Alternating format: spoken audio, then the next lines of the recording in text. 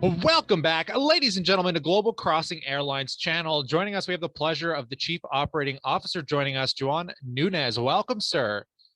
Thank you, sir. Thank you for having me, Kyle. Pleasure to be here and be able to talk to investors and future investors and anybody who wants to know about Global. I'm always ready, willing to tell them anything about they want to know. That's what I want to hear. So let's jump right into this. Just tell us a little bit about your background and kind of what motivated you to become a pilot. Actually, it starts way back. I'm actually an immigrant. I came to this country in 1980 from Cuba when I was 9 years old. That was my first flight, my first trip on an airplane when I was 9. So I guess the bug bit me back then and it's always stayed in my blood. And then I came to Miami. And then during high school, public schools here had a program where you can attend actually mechanic school to be a mechanic while you were in high school, an airplane mechanic. So I did that throughout high school, graduated from high school, and actually graduated as an airplane mechanic and worked for Pan American World Airways for a little bit. And then about a year later, after I got to work on the big airplanes, first loading bags and then eventually working on them as a mechanic, I was able to go into the cockpit, and that's when they really bit me pretty bad, the bug, and went to flight school in 1990, came back in 1991. And when I came back that same year, unfortunately, Eastern and Pan Am shut down, bankruptcy. So I found myself turning wrenches again, what we like to say, and working on airplanes and flying when I could. And 1997, I went on to work for Miami Air as a mechanic, became a flight engineer on the 727, and then kind of took off my career and became a pilot. But, I go back and I was a kid with my wife that I remember being in grade school when kids would be drawing houses and cars, I would be drawing airplanes. So I think it's been my blood, and it's something that I've never regret one day. I love it every day, even when it's worst days. That's It's great. still a thing I like to do. It's in my blood. I love it. I still drive by the airport, and my wife screams at me because I'm looking at the airplanes on the tarmac and everything else. This has been in your genetics clearly for a while. Oh, it's in my DNA. It runs. I got jet fuel running through my veins. That's what we want to hear. So kind of what insights can you offer investors about the day-to-day operations with kind of like pilot recruitment and integrating all the departments? Because I mean, Global Crossing Airlines, obviously a lot going on there. Well, actually, I have to hand it to my CEO, Ed. When we got together about Global, I know Ed going back to Eastern when we revived Eastern, was his chief pilot during the certification. And then on after, and then when it was merged into another company, I stepped away, same thing as Ed did. One of the things that what we talked about is, you learn from your not your mistakes, but you learn from things you do in the past. Is that, if I can do this a little bit better, this is how I'm going to do it next time if I can do it. So Ed afforded me that opportunity back in 2019 when he reached out to me and says, hey, I got this crazy idea about starting an airline again. Are you on board with me? I says, with that, you can count on me. Let's go for it. So I came on board as a director of operations and also basically the manager of the certification of the airline itself. And one of the things I did, I had the opportunity, basically, Ed gave me a blank canvas. Okay, what do we want? So my idea was to really automate the airline through technology, efficiency, through technology again. That's something that I wanted to do. And what we did is we reached out to Airbus, which they have a system called NavBlue, and that allowed us to incorporate all our integral systems, which is scheduling of the aircraft, flight planning of the aircraft, safety part of the aircraft, the approach plate to the aircraft, all into one tool. I was able to negotiate as a package a lower rate as an airline would buy individual systems. So I reached out to NavBlue, which is an Airbus subsidiary. I was able to negotiate one package at a much lower rate, which was beneficial to the airline from the beginning as far as efficiency of cost and efficiency of operation.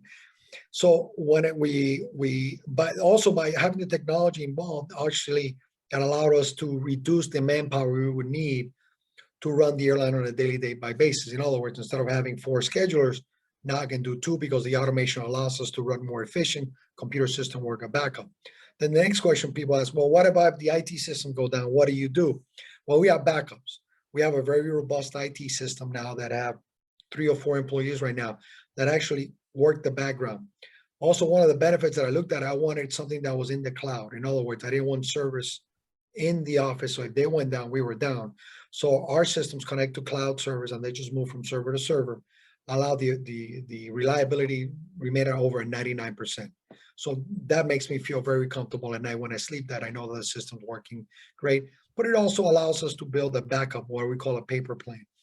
the technology goes down, we're allowed to go ahead and implement the paper plans, which is in our manuals, and we can continue operating the airline at either normal rate or a smaller, slightly reduced rate, and continue working the airline on a daily basis, continue the departures, the arrivals, and limit the amount of delays, cancellation, which can affect our customers and obviously affect the bottom line at the end of it. Yeah, that's pretty great to hear about how you're integrating all those operations together. So kind of pivoting a little bit, recently Global Crossing took part basically in the evacuation efforts out of Afghanistan, giving help to over 1,000 people. And more recently, they took part as a for profit that took war veterans to DC for the day to visit the memorials, kind of to honor their services. What can you tell us about your experience kind of putting those flights together, and what exactly does that mean to you?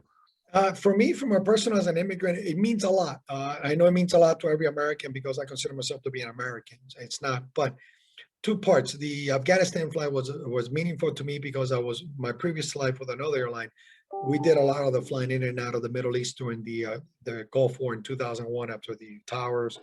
I did a lot of flights into Kuwait, uh, all those points that way, flying troops back and forth. Spent almost 6 years doing it almost on a monthly basis. So you got to see a lot of the shifting of troops going back and forth. When the opportunity arose to, Ed gave me a call on a Wednesday night, says, "Hey, Juan, we have been in business for 2 weeks. A little certificate was in our hand." He says, "We just got a call.